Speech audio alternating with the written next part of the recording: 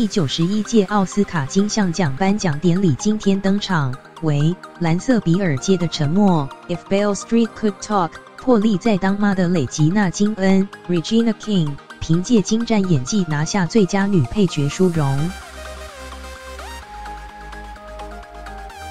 原本不想再接母亲角色，但听闻导演巴瑞贾金斯 Barry Jenkins 要将非裔小说家詹姆斯·鲍德温 James Baldwin 的同名作品搬上大荧幕，破例在演妈。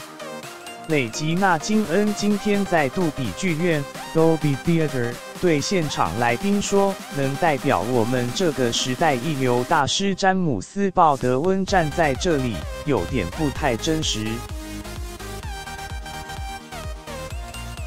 他也像《为富不仁》Vice 的艾美亚当斯 Amy Adams、罗马 Roma 的玛丽诺德塔维拉 Marina de Tavira 和真宠 The Favorite 的艾玛史东 Emma Stone 及瑞秋怀兹 Rachel Weisz 等一同入围最佳女配角的女演员致谢，说她们是她在演艺圈的姐妹。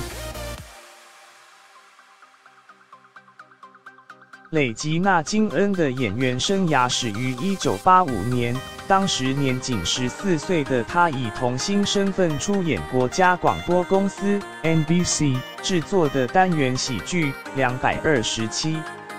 227于1990年剧终后，蕾吉娜金恩转往大荧幕发展，在《邻家少年杀人事件》Boys and the Hood 马路罗曼史 Poetic Justice 和星期五 Friday 接演配角，奠定她在演艺圈地位。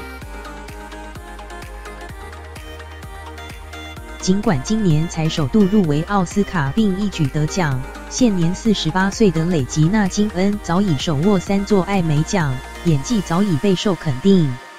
从影30多年的蕾吉娜金恩凭借2015年首播的失选犯罪电视剧《美式悬罪》American Crime 连续2年赢得艾美奖迷你影集最佳女配角奖，并于2018年以 Netflix 推出的7秒交关 7 Seconds 再下一城。